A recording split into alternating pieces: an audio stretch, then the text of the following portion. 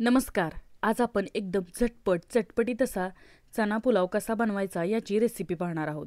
चला तर रेसिपीला सुरुवात करूयात. इथे मी 2 कुड्या लसूण सोलून घेतलाय, आलं, कांदा आणि टोमॅटो घेतलेला आहे. 2 मीडियम साईजचे कांदा आणि टोमॅटो बारीक चिरून घेतलेले आहेत. धनेपूड, जिरेपूड, हळद आणि गरम मसाला घेतलेला आहे. तिखट मीठ तुम्ही तुमच्या आवडीनुसार कमी जास्त करू शकता. आता आपण इथे कच्चाच कांदा, टोमॅटो, आलं, लसूण एकत्र याची पेस्ट तयार करून घेणार आहोत.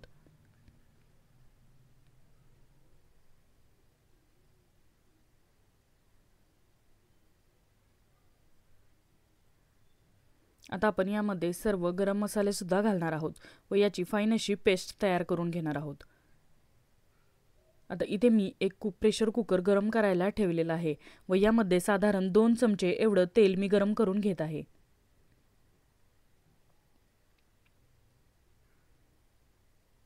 तेल व्यवस्थित गरम झालं की आपण यामध्ये तमालपत्र, 8 ते 10 लवंग आणि 1 चमचा जिरं घालणार आहोत. सर्व गरम मसाला 1 मिनिटभर आपण तेलामध्ये छानपैकी परतून घेऊयात.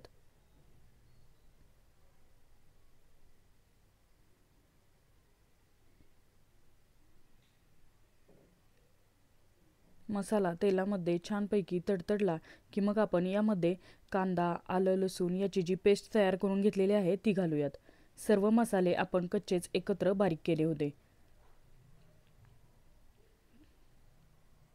मीडियम फ्लेमवर एक 4 ते 5 मिनिटं आपण हा सर्व मसाला व्यवस्थित भाजून घेणार आहोत. छानपैकी परतून घेतल्यामुळे यातला कच्चा स्मेल पूर्णपणे निघून जातो. हा पुलाव बनवायला एकदम सोपा आहे व कमी साहित्यात झटपट तयार होतो व चवीला अतिशय अप्रतिम असा लागतो. अशाच प्रकारच्या भरपूर भाताच्या रेसिपी आपल्या चॅनलवर अपलोड केलेल्या आहेत. त्यासुद्धा तुम्ही राईस रेसिपी या प्लेलिस्टमध्ये जाऊन पाहू शकता. मीडियम फ्लेमवर आपल्याला हा मसाला छानपैकी परतवून घ्यायचा आहे. आता इथे मी 1 कप काळे चणे रात्रभर पाण्यामध्ये भिजत ठेवले होते, ते इथे आपण घातलेले आहेत व यासोबतच 1 कप तांदूळ स्वच्छ धुवून इथे मी घेतलेला आहे.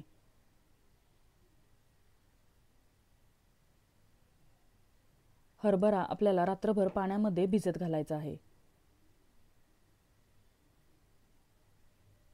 आता तांदूळ आणि हरभरा आपण काय करूयात, एक 4 ते 5 मिनिटं पुन्हा एकदा या मसाल्यामध्ये व्यवस्थित परतून घेऊयात.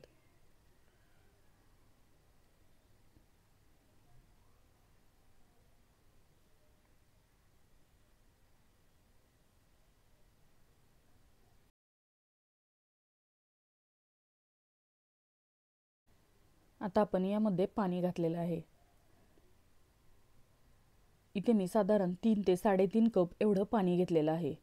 तुम्ही तांदूळ कोणत्या प्रकारचा वापरताय त्याचप्रमाणे तुम्हाला पाणी वापरायचं आहे.